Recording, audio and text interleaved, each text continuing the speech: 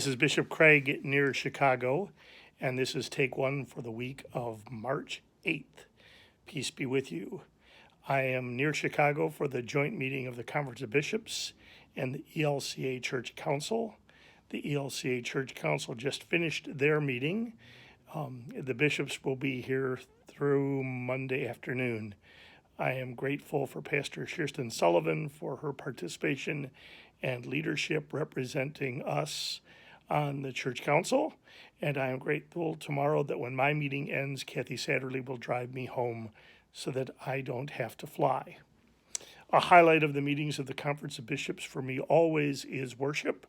Thursday, the Bishop of Metro DC preached a wonderful sermon for the bishops and others, but I heard it as bishop on the temptation narratives from Matthew. And this morning I was struck by the precautions that the church-wide organization took in response to the anxiety related to the virus. We've tried to keep that information current on our webpage. This morning in worship,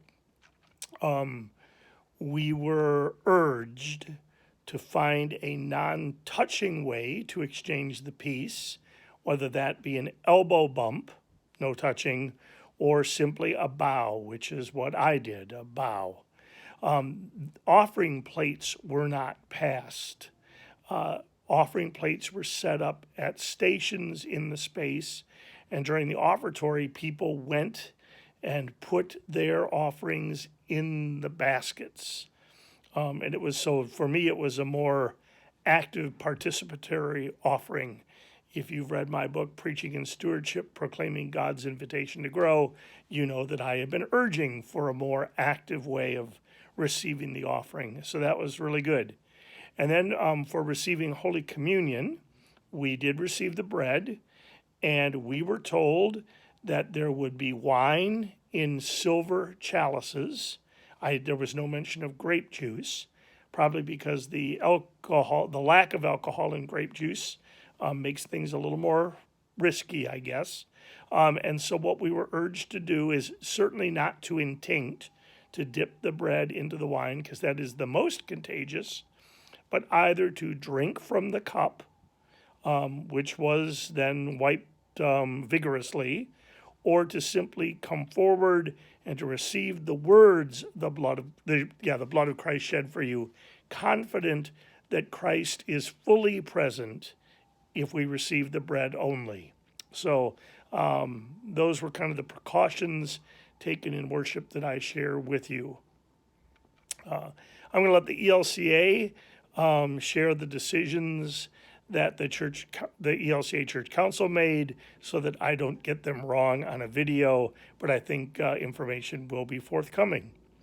It will be a full week for me this week. We get back, as I say, Monday night. Tuesday is Election Day. I encourage you to vote.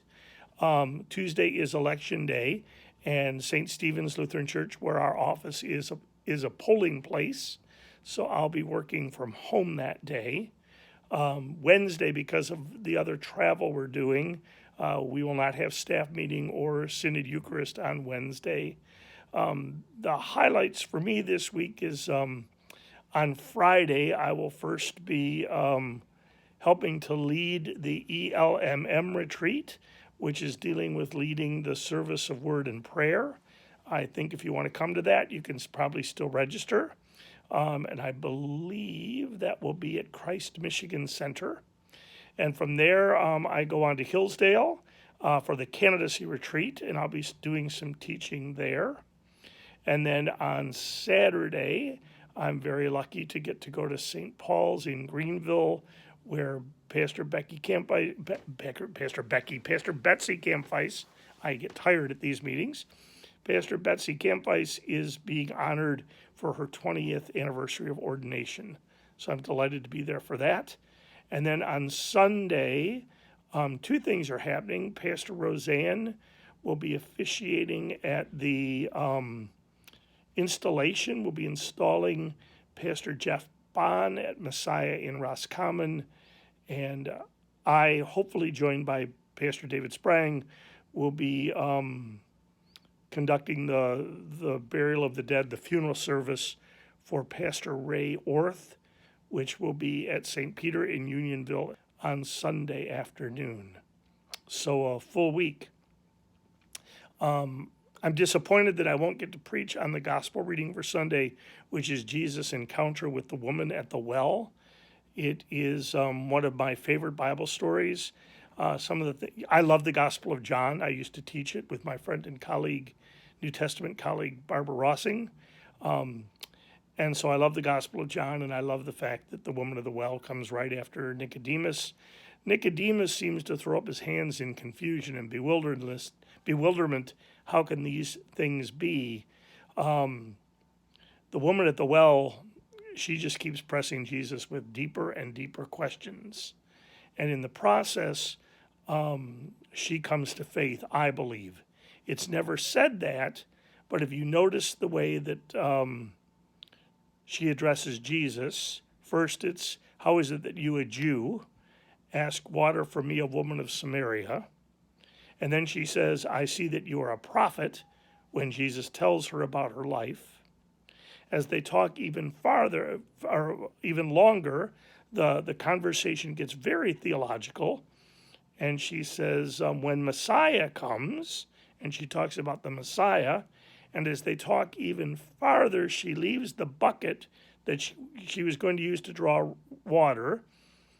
She runs to the village where the people are, which some scholars think she was trying to avoid. And she says, come and meet a man that's told me everything there is to know about me. Is it the Messiah? Could it be? Come and see. And she brings everyone to meet Jesus. So this woman has gone from disdain, if you will, for Jesus as a Jew to daring to believe that he might be the Messiah. And what it says to us is, to me at least, is our pestering, our penetrating, our probing questions of God can lead to faith. So we probably should not be afraid to ask them. And Lent may be a good season for us to do that. From the baptismal theme, this is about receiving living water, which the woman receives from Jesus, and becoming a spring of living water for others, which is what this woman does for the people of her community. Many people want to make this woman out to be a sinner. I don't see that. They say that she comes to draw water in the middle of the day because she's an outcast. Part of me wonders if, she's so beyond the people of the village. Maybe she just doesn't want to be bothered. My perspective of this story is shaped by a sculpture I saw of Jesus at the woman at the well, and she is looking him right in the eye, and they are having a deep and important conversation. So maybe that's the good news of baptism too, is that we can look Jesus in the eye and have a deep and important conversation. So if you've not done it in a while, I would say go back and read the story of Jesus and the woman at the well.